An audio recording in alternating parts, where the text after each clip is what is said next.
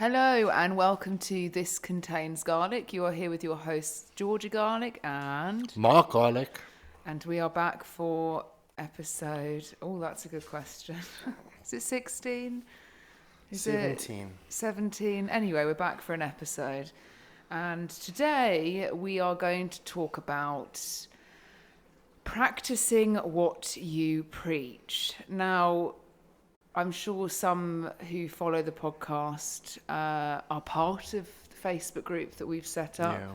But we obviously said on our social medias that we had a little bit of a check-in with ourselves, shall we say. And we wanted to just feel a little bit better in ourselves, set some goals, and put aside the stress that has been the last year. And I think since moving back from Cape Town, it's been adjustments here, there and everywhere. So we set ourselves some goals, and we also set up a Facebook community group to keep people on track with their goals as well. Kind of like a little accountability group. But what we want to talk about today is that not everybody's perfect, and not every professional in an industry is always 10 out of 10 on, in an industry like ours. It could be what you eat, how you move, whether you've moved enough, whether or not your mental health is looked after. There's a number of different factors where sometimes not everything is put to the side, but certain factors are put to the side to prioritize others. Yeah. I think a lot of people assume that because you're in the fitness industry or you're a strength coach or a personal trainer, that you're basically like robotic in the sense that you are adherent, 100% of the time, and you never skip a beat, and certain things are always prioritized in a certain way. And the reality is that's generally never the case. Obviously, there's your statistical outliers, people that are like in shape, ridiculous shape, 24/7, but that is driven more from a mental side than a physical side. But so we've obviously moved around quite a bit. They say outside of Getting divorced, death or divorce, the moving house is the most stressful. and to put it into context, we've in the past 4 years, I can't even remember what year we're in currently. We have moved from London, where we had a hectically busy job. We're talking minimum 12 clients, 15 clients a day, back to back, and all that comes with it. It's not just training people. There's a huge mental side to that, whether you're part of the family. Yeah, and so we then moved to Cape Town. We opened up our studio. We went into a new environment. We obviously bought the house in Cape Town. We went through a refurb. We lived there, obviously, through the midst of COVID and everything, and having the gym open for a number of years. And then we kind of were like, I think COVID probably threw the anomaly in there slightly for us as to why we decided we're coming back to the UK. Yeah. And since coming back to the UK, if you've listened to our live rant we basically came back. We moved to Bristol for a couple of weeks, and then from Bristol we moved to London. And then we had a nightmare absolute with fucking the shit show. apartment. And we paid literally tens of thousands of pounds. So yeah, we've moved. It's like we've moved like 3 or 4 times in the past couple of years. Yeah, and it just gets to the point where I guess when things aren't necessarily going in the way. Look, we had a very unfortunate situation coming back into London. It was the post-COVID, people wanted to move back into London. Prices were through the fucking roof, and as we've said before, like, until we know exactly where we want to live, we don't want to buy again. And right now is probably not the right time to buy, because both myself and Mark are very sporadic in our thinking of where we want to base ourselves. So limiting yourself, like the next house that we buy, we want to be in it for plus or minus 10 years. Well, around that. So for us, it's about trying to find that structure. And when you do move all these times, sometimes I would just like to reiterate, actually, because obviously when we first launched this podcast, we gave a little bit of insight as to who we were as people. And somebody like myself or like Mark, you know, I went through a very large weight loss journey, and I have maintained that the whole way through. When we're talking about practicing what we preach, it's talking about, I guess, leveling up in certain self-care habits and sort of nailing down to a goal. And sometimes when you help a lot of people with their own goals, your own goals can sometimes go out the window. So you just kind of maintain to some level of degree. And I think when time is not really working on your your side, and you've got loads to manage and lots going on, you know, your potentially your nutritional choices or your exercise sessions or whatever, you know, get not put to the side. They're just not necessarily the biggest thing in the front of your mind. Yeah. And so we were like, oh, well, do you think some people might think that we've just fucking gone off the wagon? Do you know what I mean? No. Like, no, the context behind, I guess, what George is trying to say is that even though we have been moving around and life has been a bit all over the place, there are certain non-negotiables that we have, which are like your daily steps and going to the gym X amount or training, you know, on a regular basis. We do make very good nutritional choices on average. I spend my life, I guess it's one of those things where, you know, we've always adhered to good nutritional choices, but everybody left to their own devices. Generally, I mean, obviously there are some people, but generally left to their own devices will tend to overconsume. I think the difference with us was we went from a job which was very much based around, we were obviously coaching people, as I said, hours and hours and hours a day, every single day, 365 days a year. And, you know... Also a very active job in the sense that it's not a desk job. You're walking around, you're loading bars, you're unloading bars, you're... going out here, like I reckon on average I was topping like 20,000 steps a day. On a decent which day. Kind of forfeited, well, I guess it kind of helped that then when, if you didn't want to eat necessarily, I mean, it's different goals for different times. Like when I first lost a load of weight, you know what I mean, there's different purposes, you know. And I think when we went to more online job, and the same, obviously we were running a studio in Cape Town and we were super busy with that, but when you go to an online job where we obviously have, you know, we do train people face to face and we do have virtual clients, but still for a lot of that time, you're sat down. Yeah. And it's not necessarily that we, you know, that unconscious, shall we say, like a non-exercise activity thermogenesis, the steps and stuff like that, obviously naturally reduces, and you've got to be a lot more conscious about getting it in. And so mix that into the mix of maybe not being totally adherable to targets as such.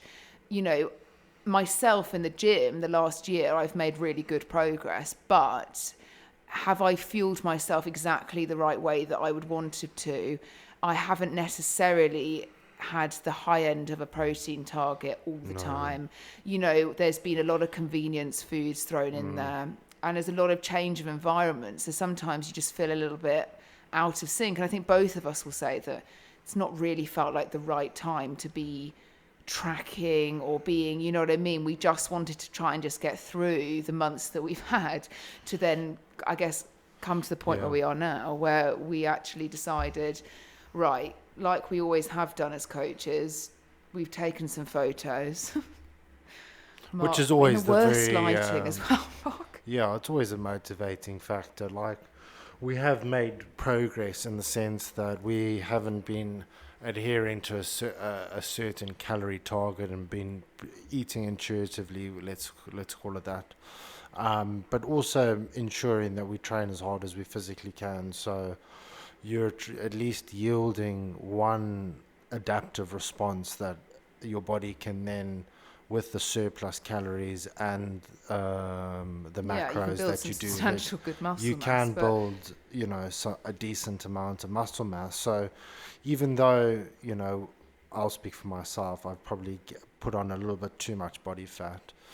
Why do you think that is? I think it's because you just really like food, and I don't think that's a wrong thing. I just really it's not necessarily bad food. I just think, well, sometimes you'd get a packet of Hobnobs and rail the whole lot, but like, you know, you just like, if we were eating something... I feel like I can eat a fair amount regardless of whether it's, you know, calorie dense food or nutrient dense food. Like, And also, if you spend all your day at home, or like, you know, you break out the day. So, for example, today is a Wednesday, but today we've gone virtual clients. We've driven up to London. We've trained clients in London. We've come back.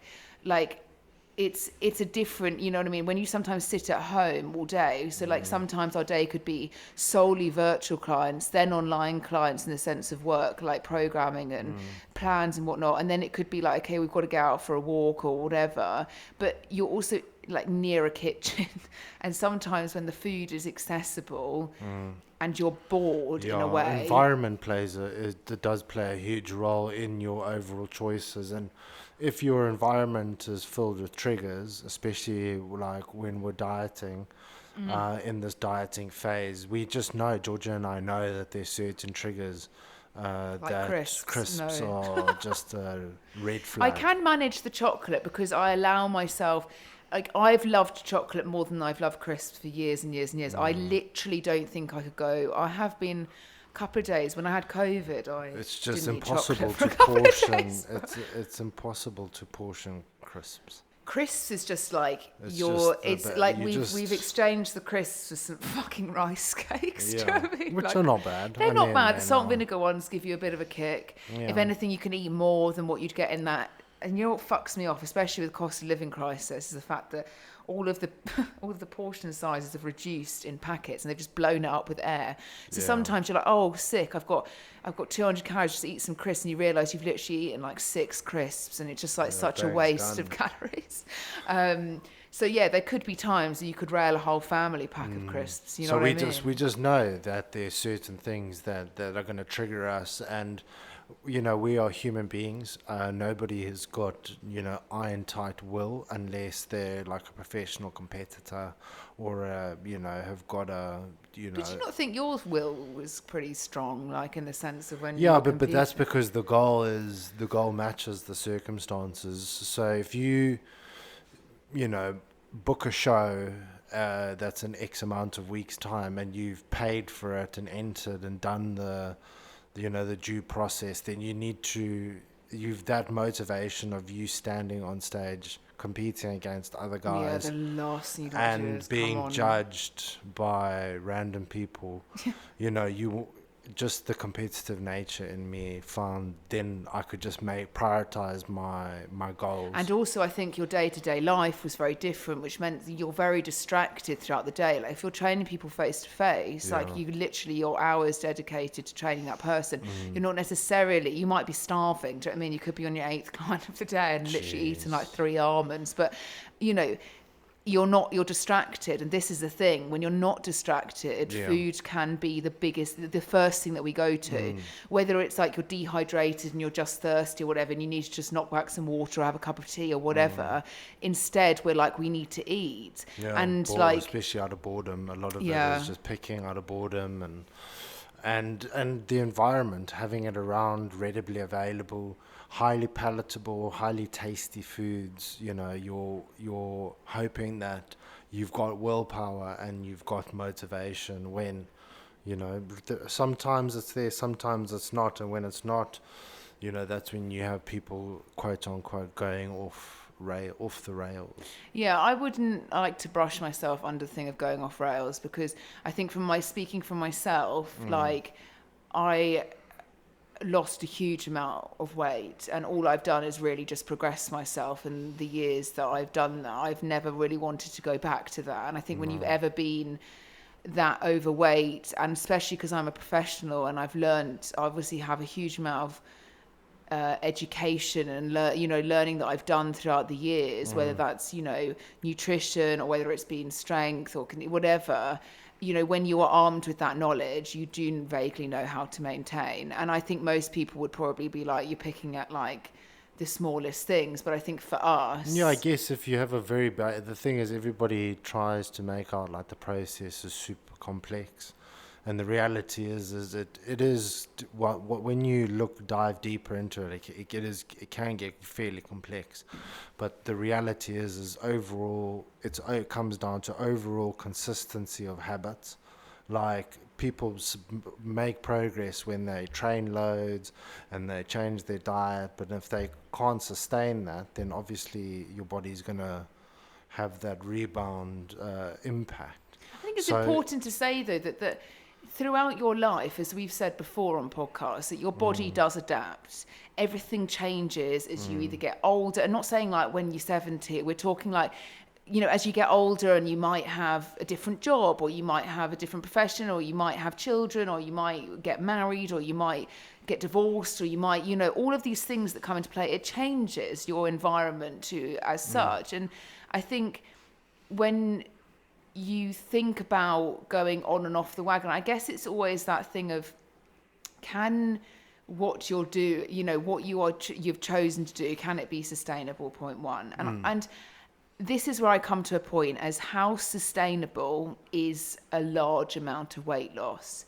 And I think we would both agree that there is always going to be a fluctuation. When you're at your lowest weight, in the sense of like, maybe you're on a huge weight loss journey, your whole aim is to get the numbers down so that you are healthier and happier in yourself. And not saying that numbers should be tied to your health and happiness, but in general, if you're sitting morbidly obese and you've got tens of kilos to lose, so we're talking 20 upwards, 30 kilos upwards, and you need to lose that for health benefit. How can it potentially be sustainable years and years when obviously your body changes or your environment changes? I do, and we have seen it a lot where it fluctuates. Sometimes you can be sitting in plus or minus a range of 5 kilos, you know what I mean? Or it could be 10. But the key word there is a temporary fluctuation. Assuming I think sometimes we get to our lowest weight. Like, I'll speak to myself, and if I got to my lowest weight of when I used to be, when I went on my weight loss journey, my main thing, because this was years ago, was not necessarily holding a lot of muscle mass. It was training in a different way, slightly. It wasn't that different, but the aim wasn't necessarily to progressively overload my training. It wasn't to build muscle. It was to lose fat. And I think that you're always going to be lighter when that goal is not necessarily in the mix. You end up in that sort of skinny fat vibe where obviously I would never have classed myself as skinny in any way, but your lowest weight, like now, I'm much more comfortable in the way my body shape is than what it was when it probably was the lowest it had been, because I hold a lot more muscle. Like, I enjoy seeing muscle, before, years ago.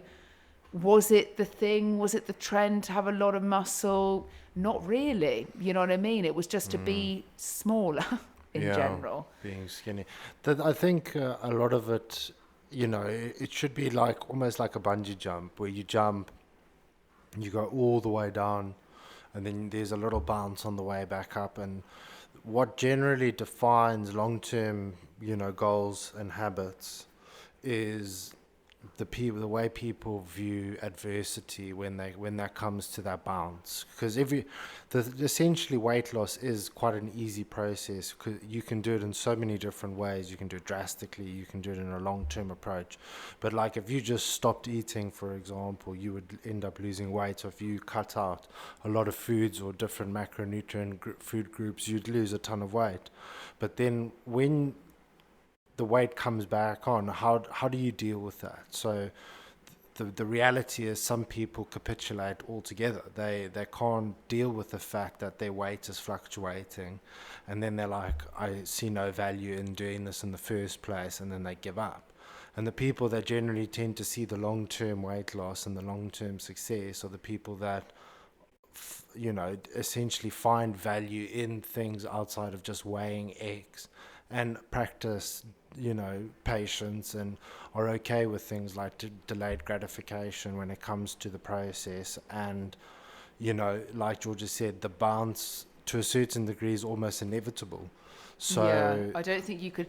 I don't actually know anybody who hasn't had a bounce back, not bounce back, just a bounce upwards slightly, because actually where you've aimed to get to, maybe that isn't really what is a maintainable daily weight for you, on a day-to-day. And so that's normal to happen. But I do know many people who have done the very drastic approach to weight loss and have piled on and some back into that yo-yo cycle, and now they're completely in a rut. And that's you know, something which we always just don't advise. And you can rush to the fucking numbers, but like, what are it's you so doing much after easier that when to you've get- literally depleted, you know? It's so much easier to get fatter than it is to get Oh, fuck yeah. thinner. Like, literally, sometimes in my Yeah. head, I think I'm the genuinely physiology like, behind it is your body will actually happily create more fat cells, but when it comes to emptying and you don't body burn hates fat.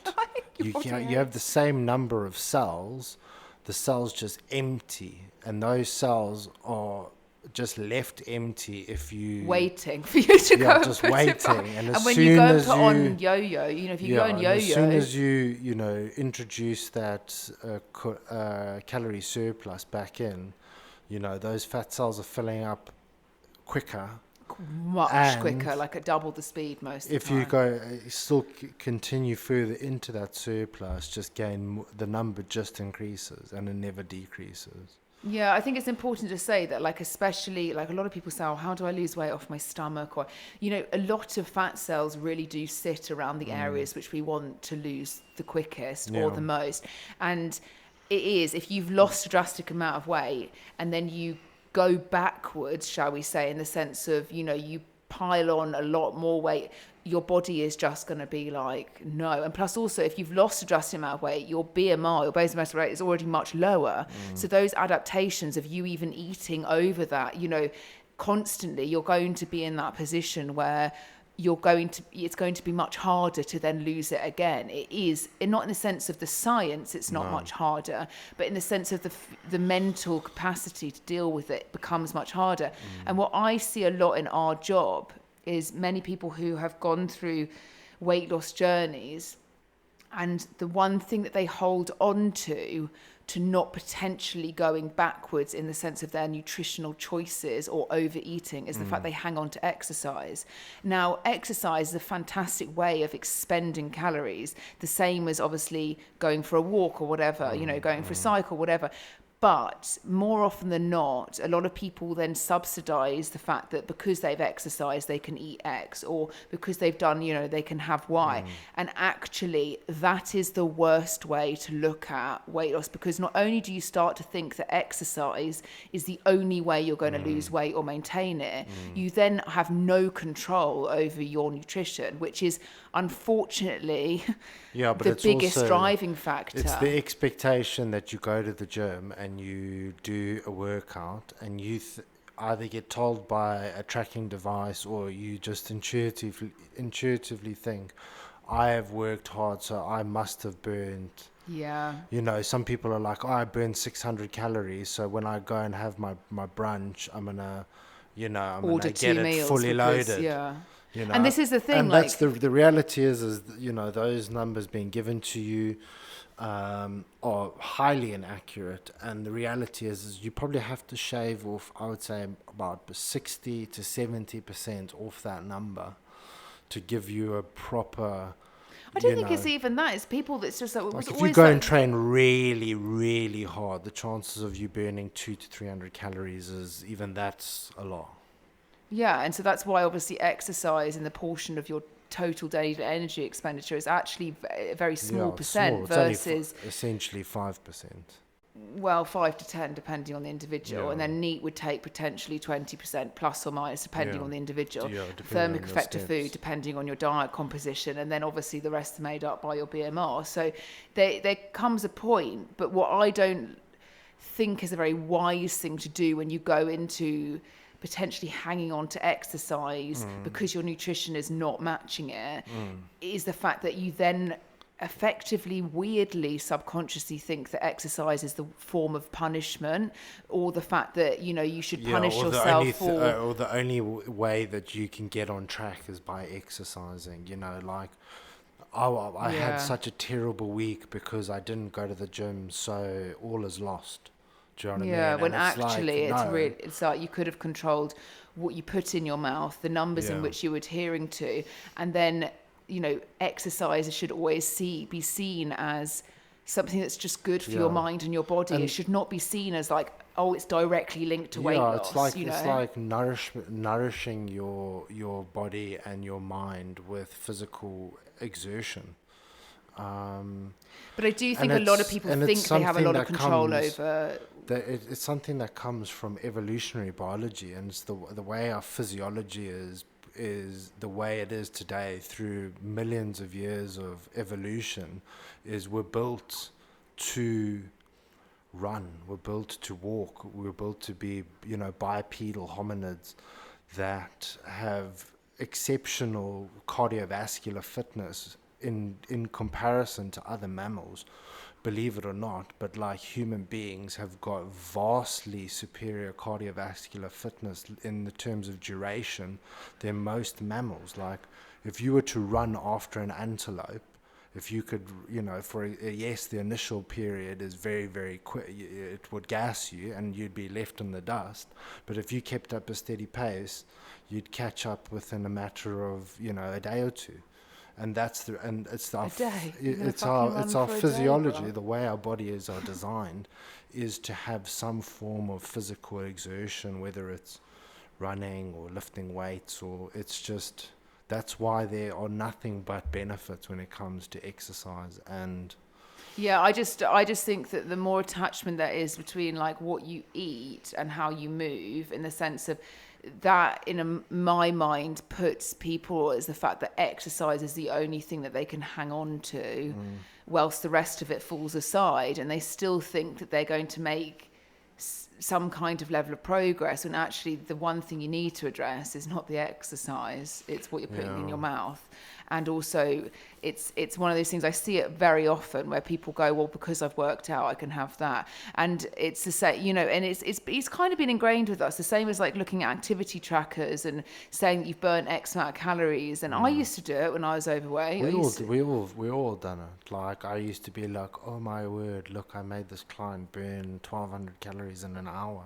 It's like, did the client die? Like, yeah, do you know what I mean? So, yeah, we've all fallen prey to these like gimmicky things. It's just, we've obviously been in the industry have realised that it's a gimmick quicker than the vast majority. It's not because we've realised; it's because we fucking taught ourselves. Yeah, but when you also kind of sitting there as a PT and your client's burning 1,200 calories in 60 minutes, you're like, that doesn't make sense. Yeah, but like, take yourself back 12, 15 years ago. Like, where was the level of research that is there today done? No. Yeah, but like Charles Poliquin would be like, oh, you've got 15 millimeters of fat underneath your chin. That means you're insulin resistance. Do you know what I mean? Like, there's a lot of crazy stuff. Yeah, but certain people provide benefit for certain things. Whether you should believe it or be gullible to the information, that's another thing. Like, constantly wanting to change your tune or think that something's better when actually you're the problem is not something you need to be doing. Like, we are the problem. The reason why we all want to sit there and I want to lose weight, I need to tone up, is because we are the problem. It's not a method that's caused you that way. It's not because you need to do something drastic. It's because you're the problem. You can't be consistent with something, or you can't be willing to adhere to anything. So make the priorities to put yourself in the best position to achieve your goal. Like, a lot of people fall the wayside to peer pressure and, I can't do this because my partner's doing something. And yes, I appreciate like there's certain circumstances with mothers that are cooking for the family and they can't cook separate meals, and there needs to be some level of. But that's when it comes down to education, in my opinion. Yeah, it's not about what you can't do because you've got to help others. No, but I appreciate. What I'm trying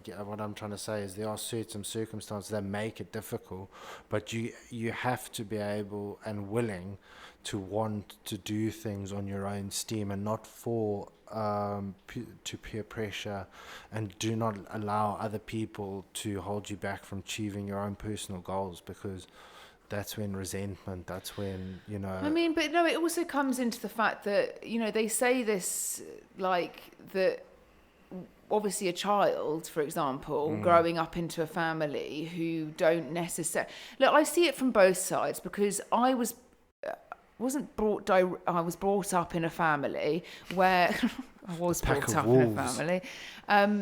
not all of them that I associated myself with on a day-to-day basis were exactly the same, but there was an inherent, like, very strong diet culture throughout my family, and especially in the women. And my father's side of the family, not so much at all. They just had a very, what you could say, Midlands family. You know, everybody enjoyed good food, and there was no necessary... Some people were more judgmental than others. Oh, you could say judgmental, yeah. But, you know, there was a huge amount of fat phobia on the side of the... You know what I mean? And when you're brought potentially into a family... shaming. Yeah, well, it's the same as being fat phobic. Like, just didn't like the fact that anybody had 1 ounce of body fat. But this goes from generation to generation to generation. There's so much history behind it as to why people behave in the way that they do now. But, you know, you see both sides to it. Do I think being brought up in a family where the mum is adamant, I'm not saying my mother was, but I guess she was always conscious because of the way that her mother brought her up, is to be very conscious of how big you were, or, you know, you shouldn't do that and you need to be smaller, or, you know, fat people are horrible, and all of these things. Do I think a child being brought up into that gives them the best foundations of, you know, understanding what is good and what's bad, and, oh dear, no, I shouldn't do this? No, actually, but then there's the other side where a lot of parents don't care for the or nutritional actively encourage choices. it, where they're, you know, feeding little Johnny like 6 slices of birthday cake at 8 a.m. in the morning. Yeah, and like sometimes I do see that. Like, I was at a client's house the other week, and the child, like, she was one of the children that they've got a nanny, and the nanny, she was screaming her head off. And they said, well, what are you going to do to be able, you know, what will stop you from being upset? She was like, give me cupcake, like literally. And obviously my client's very conscious of what they feed their children is really 90% nutritional, you know.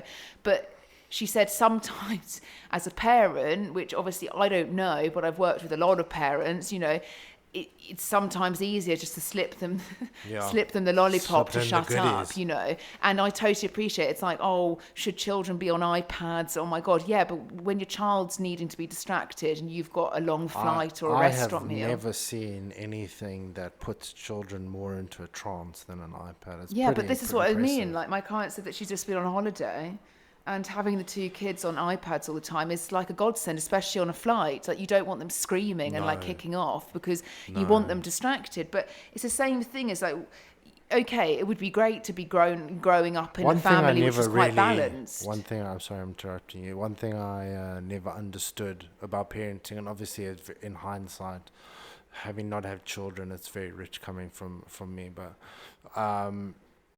feeding children, obviously, you know, when they give children copious amounts of calories and then wonder why their children become super erratic.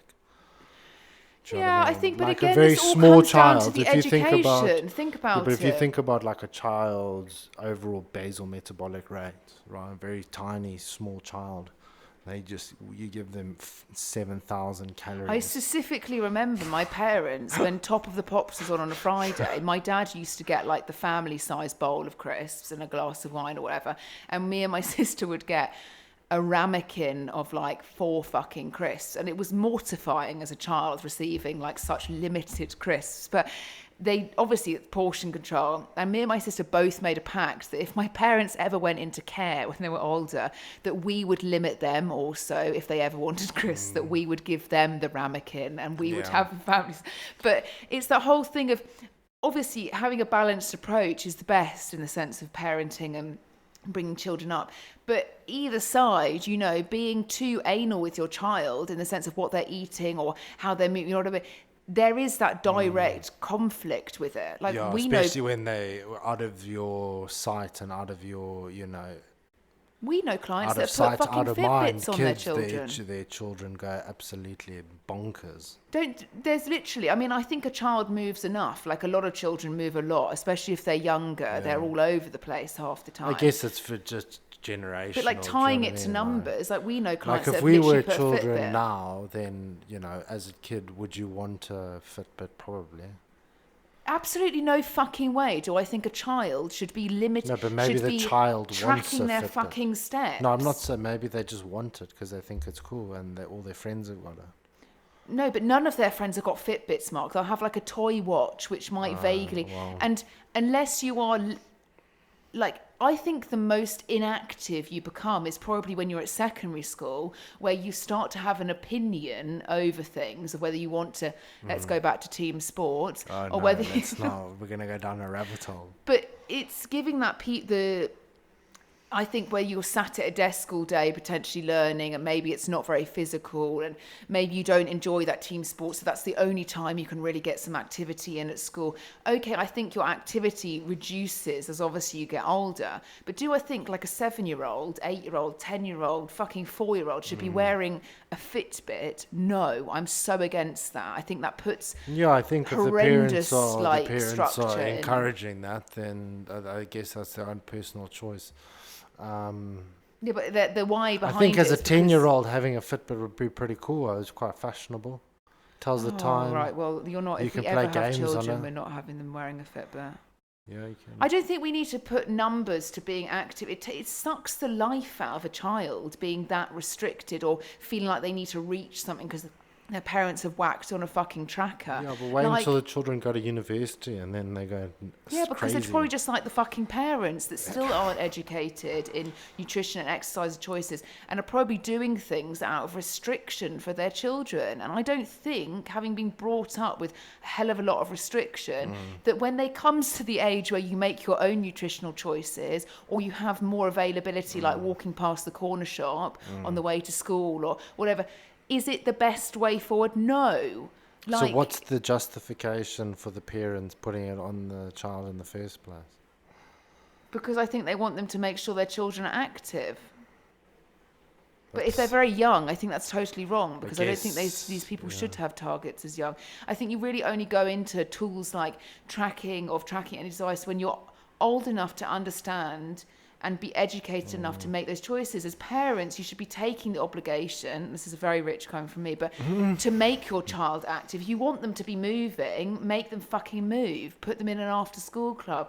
Take them out. I mean, I see parents taking their children for runs. Sometimes it stresses me out. But, you know that family on holiday that, like, you always see at the hotel where, like, you've got little Jimmy and fucking, Susan, they're, like, 6 years old, and mum and dad are up at, like, 6 in the morning, and they're all in the gym, and and going for a run. That's gonna be us. I'm gonna make our children load the ball for us. I'll be like, it's great to encourage children to move in a certain way and to enjoy certain things, but forcing things upon people or children at younger ages because you think it might be right or you think it might benefit them, actually, like, sometimes is not the way you need to be going about devil's it. advocate, as an adult, you potentially know better. So you are just... no fucking better as an adult unless you've educated yourself. You could be sitting at age 60 with the worst diet culture ridden through you, still thinking that one carb will make you gain weight.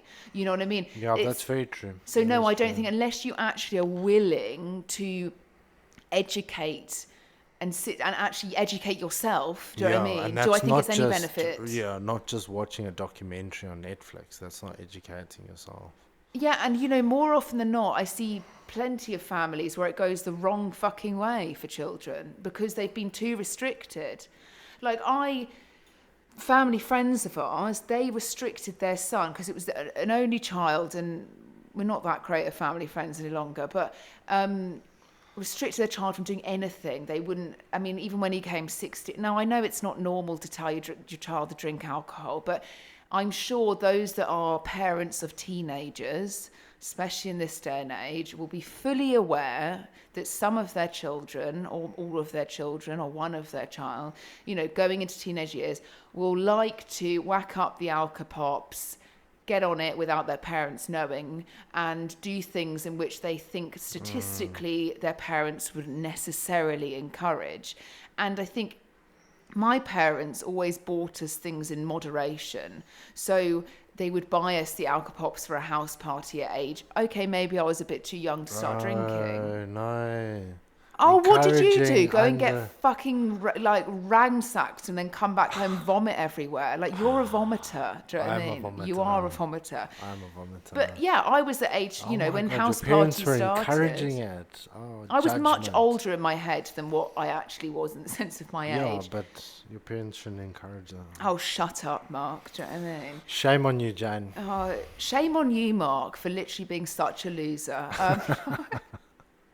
But I think like giving your child the experience, it's like smoking cigarettes. And I'm not encouraging smoking cigarettes, but when I was younger, no. I fucking loved smoking because it was cool. And it was cool to be in a social group and smoke. And I don't care what people say. Even my grandfather will openly say they smoked until they learnt that actually it wasn't that good for Yeah. you. And he was a medical professional. I think You know? everybody goes through their smoking phase. There's only a select few that No, don't not have a everybody. few My father's cheeky- never smoked a cigarette in his life Yeah, because but his father there's died only of the cancer. old school boys that haven't had a cheeky a cigarette. I was gonna say A cheeky line of cocaine. no, not a cheeky line of cocaine, just a cheeky cig. But there was these Even things if it's where. social smoking. But if you restrict a child too much, I've seen it happen. They go to university and they go to boarding school, or they get sent to some sixth form camp, or they're allowed more flexibility because they're grown up. Maybe they start driving, God knows. One, you're fucking getting ransacked every bloody, day you can. Why you keep on saying the word ransack? I don't know. I can't think of another word currently. We're not pirates. Yeah, Mark, but Or it's the whole thing of ransack going your and fucking booty. ransacking as much alcohol and a fake ID to then go and get really fucked Fake up. ID. Who are you people? My fake ID, and if one of my best friends is listening to this podcast, she gave me the ID because she's a year older than me. So she had the ID, then it got passed to me. Name was Sammy Leader. If you're listening, hi Sammy Leader. We used your ID for years on end. You were born in Hong Kong, do you know what I mean? And I had a whole story. My dad even told me the story to say you lived in a Oh, certain my part of days, Hong your Kong parents because are that's where the neighbours. expats live. They used to ask us the horoscope when you'd That's get into fraud. That's stealing somebody's identification. It's not, and again, I'm going to repeat myself. It's not my fault you're being a loser, Mark. Like, it's not my fault. Do you know what I mean? That like you only had You're one such a place to go rebel. and drink. Okay, you went and used to go and smoke marijuana at age fucking whatever. Oh, don't say that. Don't My say that. mother's Your gonna- parents My listen. mother's gonna. That's it. We're number fucking 5 of the Okay. family now. We're on the. Yeah, I'm on the spiral downwards. Yeah, but like it's just there's plenty of habits and stuff that we fix onto as as we grow up. Like we don't drink alcohol on a daily, weekly, monthly basis, do we? No. But we've all got our own vices. The fucking Kit Kats, do you know what I mean? The Kit Kats is where I'd rather go than a glass of Bagels. wine. Yeah, bagels. You haven't had a bagel in ages. It triggers me. Triggers, because Mark, I'm not joking, can genuinely eat like 5 bagels in one sitting, and then you do a weekly shop and all the food's gone within day 2. I feel like I've got a genetic disorder that Oh my god, this is what I mean. You brush doesn't yourself. allow my body for to being a loser. register bagel intake. I think that's also, again, highlighting why we're now currently on track, Mark, Yeah. because your ability to think that you've got an issue and so you just need to eat it. Like, there's been times where I've said to Mark, put it back. Why are you eating? Like, we need to I do like have this to to. last. And Mark's like, fuck off. Like, why are you telling me you're so restrictive? Yeah. That's what he says. Because you can't eat your 4th bagel. If you do the calorie intake, if you ate 5 bagels, Yeah. you'd be at like 1,500 calories of intake. I And that's just- just breakfast number 1. Yeah. Like, I don't know. I think maybe it's also because I eat too quickly. Or like we're you said to me that you were trying to eat Renowned. slower. yeah trying to. You just fucking swallow food. I know that's the problem. I think. Yeah, well, I No, mean, chewing is just like 1, 2. Like people have said, like our family, it's like we're in prison. I've never seen anything. We went for afternoon tea at this place in Cape Town, which is like a really fancy hotel.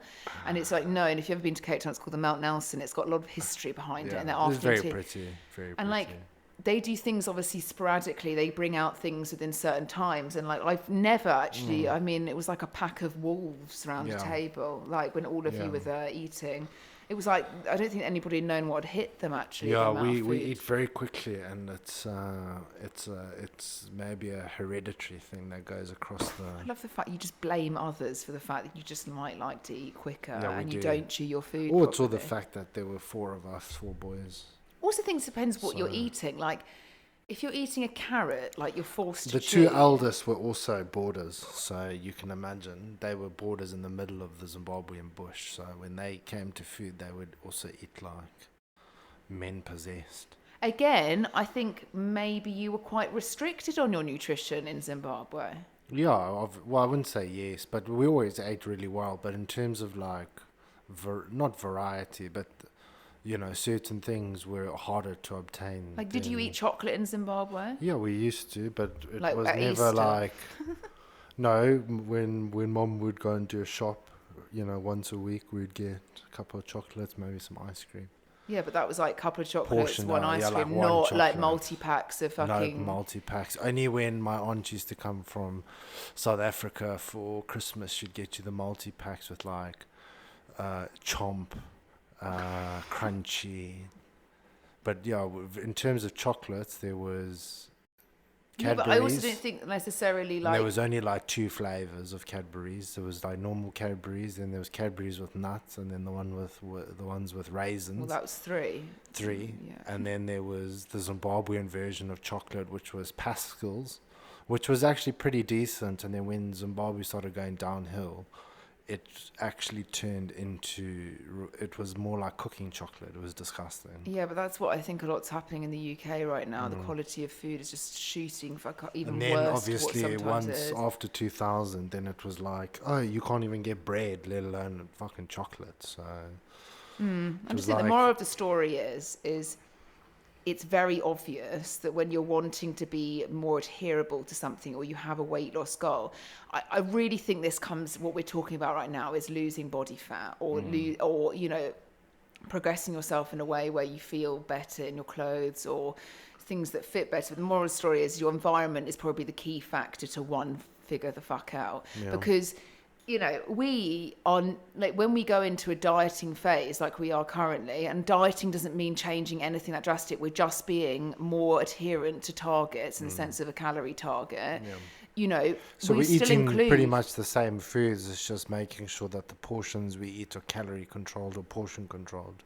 Yeah, and when we So it's the potentially same want to snack on foods. something that might not give us as Yeah. much benefit as snacking on something else, Yeah. we then go, okay, well, at least we've bought it. So weirdly enough, we've obviously bought a lot more fruit and a lot more, like everything's got calories, lots of carrots, because I like a carrot and a hummus, or just carrots in general, lots more vegetables, lots more easy to consume, but actually quite filling foods. Like as we said, if you want packet of crisps, when you're craving a packet of crisps, replacing that packet of crisps, you could have like 5 fucking rice cakes, Yeah, big but ones, salt and vinegar flavour for the same, but you're eating more We technically. also, which is also pretty handy when it comes to overall adherence, is getting things that are pre-portioned as well. So like the butter and the Right, that's ridiculous. You can't live in a the- hotel all your life, Mark. no, They don't even do when we pre-portioned used- butter here. Yeah, well, when we were living in South Africa, we had pre-portioned butter. Okay, for like 3 pre-portioned weeks we did crisps, until they discontinued smaller it. choices of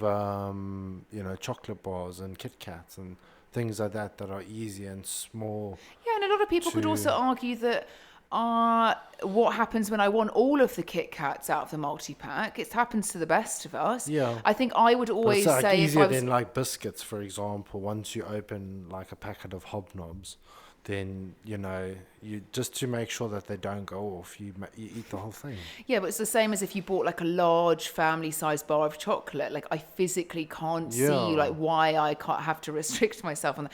If It's very hard to I want portion control 4 mentally. Kit Kats, or I've eaten one and I'm like, I want another one. You kind of just see the wrappers in front of you and realise that maybe it's time to stop. When you've only got one wrapper, then it's only one it's thing, the isn't psychology it? behind it, and they do say like if you don't want to track your calories and do all that kind of malarkey, then simple things like use smaller plates, drink water before you eat, chew more bite-sized portions, and all those kind of things is like the psychology behind. Yeah, I mean, like When you're dishing up for yourself and you're feeling really hungry because you've been dieting the whole day, you want to fill the plate up. You want to make sure that you get a good meal, psychologically, let alone physically. Yeah, and it's the same with when It's you like eat that out at fear of missing restaurants. out as well. When like you've touched on it a couple of times when you're like you don't want to see that calorie number going down when you consume things, No, but you've got to say the psychology behind why but that you is. also want I'm one of to. those people, it's the same with like money, where I fucking hate, like if I've got a reserved amount of money or if I saved money, I fucking hate it disappearing or like going down. Like I know, say, like sometimes you might need to make life choices where you need a bit more money or you need to move things around. And I'm one of those people I physically hate. Maybe it's the Jewish in me. I hate like letting go of like and it's the same with my calorie intake.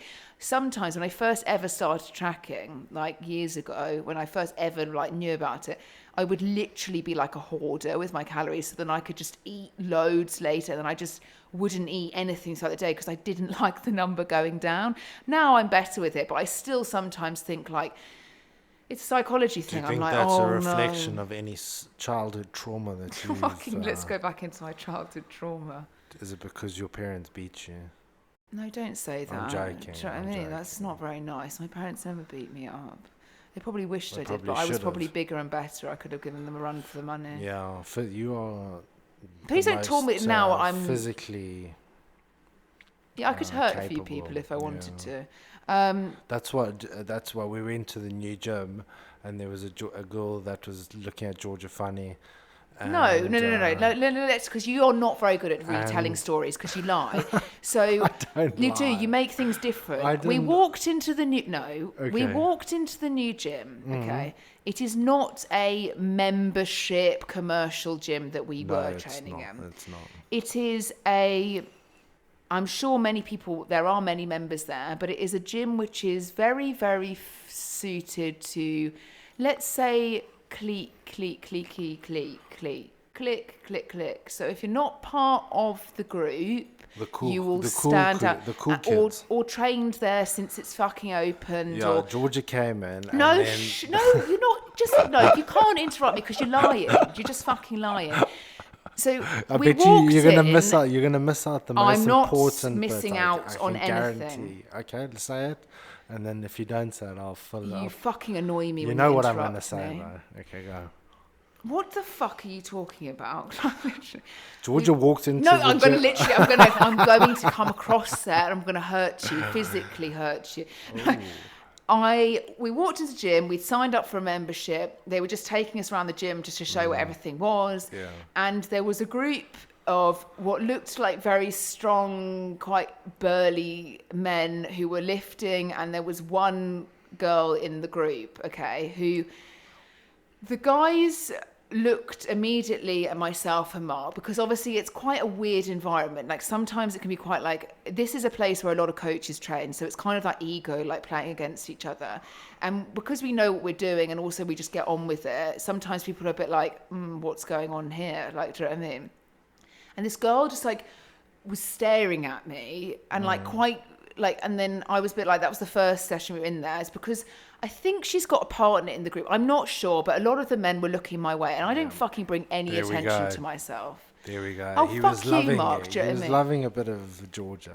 Well, he was just looking. He do you know was what I mean? having He a was, good look. He was having a good look, and He whether was or having a not good she's look. part of that group as a And boyfriend, that was her boyfriend, or probably, and she was like, no, I don't think it was. I think she's just Why one of those is- girls which reminds me of school who is always friends with the fucking boys, and when any kind of threat, which I am not threatening, I didn't even mention a word, I just fucking walked in, she immediately got some weird fucking barrier up against me. Yeah. And so that was session one, and the next time we went in there, she came upstairs to the gym where I was, and I was again minding my own fucking business, like I always do. I've got music and I don't think give it a was fuck. because you were going, "Ugh," every time you were lifting. Oh, shut up. I'm going to again hurt you. Do you know what I mean? Like, I don't... Mark makes the most pathetic noises when he exercises, when he's only lifting 2.5 kilos. Fucking joking, you're going to kill me. But I was upstairs doing something, and she came up with one of her little bum buddies of a boy group, whatever. And again, the guy was looking in my direction. There's not many people in this fucking gym, so what are you to stare at? He's And she was that probably staring classic at your- playground girl who... Bitch, I don't know what the fuck she was saying. Who fucking knows? Oh, It could have been horrible. It could have been nice. Who knows? But she was doing that sniggering and trying to be a bitch to get some guy other on board with her bitchiness to then for them, all of them to laugh in my direction. Obviously, the guy didn't laugh because most men override bitchiness of girls, but the girl was there and I literally turned around and she was directly looking at me, sniggering. Do you know what I mean? And Mark was like, you should take your headphone out and say, you want some. Do you know what I mean? Oh Like, God, literally. want some. I just think if I took my headphones out and was like, are you okay? Do you want to take a picture? Yeah. It would come across like I was some like pretentious. No, people are just blonde staring at you and twat. laughing. Then that's going against the the ethos of a gym where I can people see go why there to people find it better uncomfortable. themselves. I was actually a bit like, this is bringing back playground memories. Like, this is like, are you still at school? But My question is, you're so sassy that you didn't say anything. only to so you, it's- because I have to fucking deal with you on a day-to-day basis. Do you know So what I you've mean? got selective. Well, sass. it's like the second time I've seen her, and like the first time she didn't like me for some reason. I didn't even fucking say hi. We're literally just in the presence of the same environment. Yeah. I'm very friendly. I am. If somebody smiles, I'm always like, hi, like I would be willing to say hi. My job is to make things comfortable for people. Yeah. And she is the epitome of not being comfortable in the gym. Yeah. And as I said, it's never the fucking men. The men sometimes can take equipment, and that was in a commercial. They can get in your way and they can make sexual fucking orientated movements at you. But women, I don't know what it is, but some have just got an issue with you for absolutely no reason. Because your competition. How am I competition? You're just I'm in there. I've because got a you're wedding female. ring on. You're What, am I going to just go and fuck a female. husband in the bathroom? Do you know what I mean? A partner? Do you know what I mean? You're sat there like raging that I'd even say those words. Oh my days. But what are you threatened by? The fact I've literally just walked in? Maybe she's intimidated By the fact I your- can lift more than her. Yeah, Potentially, true. yes. But nobody was doing, I wasn't doing it next. I was in there for 5 minutes and she already hated me.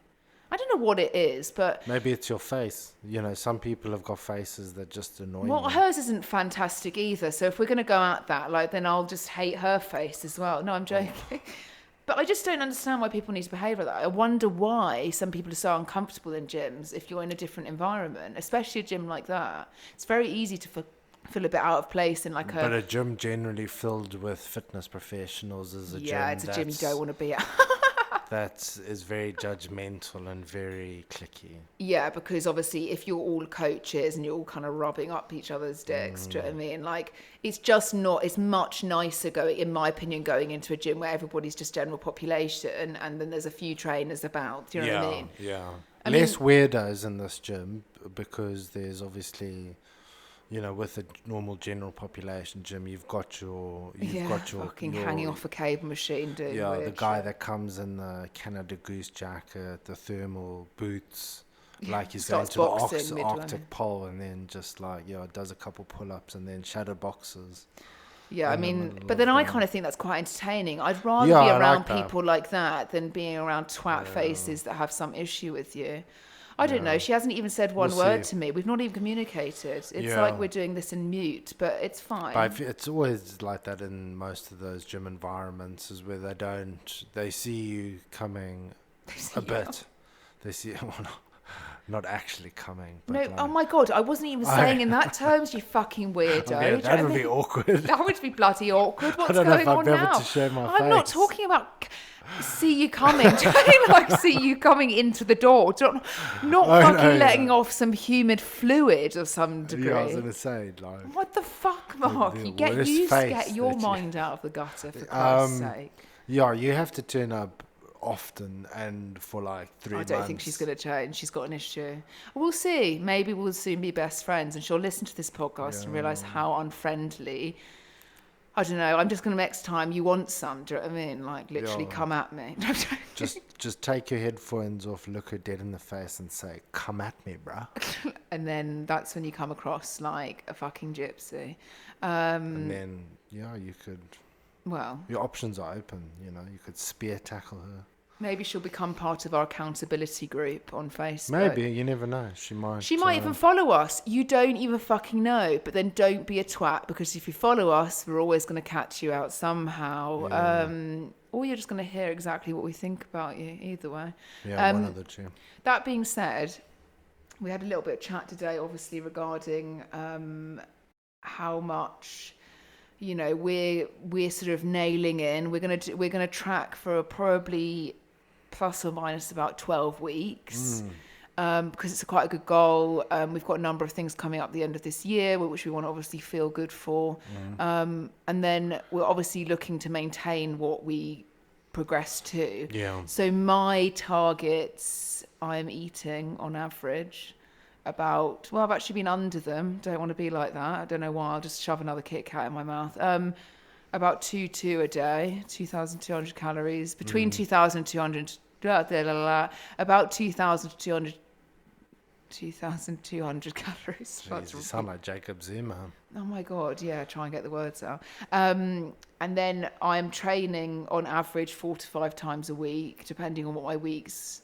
And I want to get those numbers up. And I also want to preserve as much muscle mass as that I've grown in the past few months, because I ain't going to lose the bum, shall we say. We're wanting to do this in the most preserved way. So my aim is obviously to eat high protein, so I'm up at over 140 a day upwards ideally, and so when I want to reach for the crisps, instead I have fucking protein yogurt. No, they do taste quite nice. I'm actually surprised myself at how well I've got my protein in with absolutely no supplements. Like, no, but like, you know, it's quite easy to feel like you need like a whey protein shake, or you need like a protein bar, and those protein bars are not cheap. They're like £3 a fucking bar, you know. The bars are okay, the shakes are gross. But my thought is I could eat much more in the sense of volume and tastier food than like wasting nearly upwards of 300 calories on a protein bar.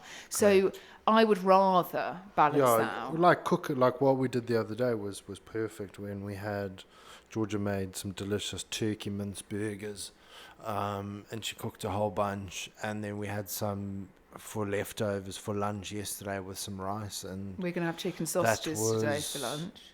But I got like 60, 70 grams of protein in that one meal. And then dinner, we had tuna tortilla pizzas. If you're part of the Facebook group, you'll know, because I've shared the recipe on there. I think the reality is the reason why people struggle with nutrition is because there's no pre-planning and there's no preparation. And if you are, you know, rolling out of bed and you're like, in my example, I need to hit, let's say, 200 grams a day, which is a lot. If I'm rolling out of bed and I haven't pre-planned anything, the chances of me getting that is going to be very, very difficult. But Georgia and I sat down a couple of days before, we spoke through our meals and what we wanted to eat and what are we going to have for lunch, what are we going to have for dinner. We discussed backwards and forwards, you know, protein, food volume, different other types of macros and things like that.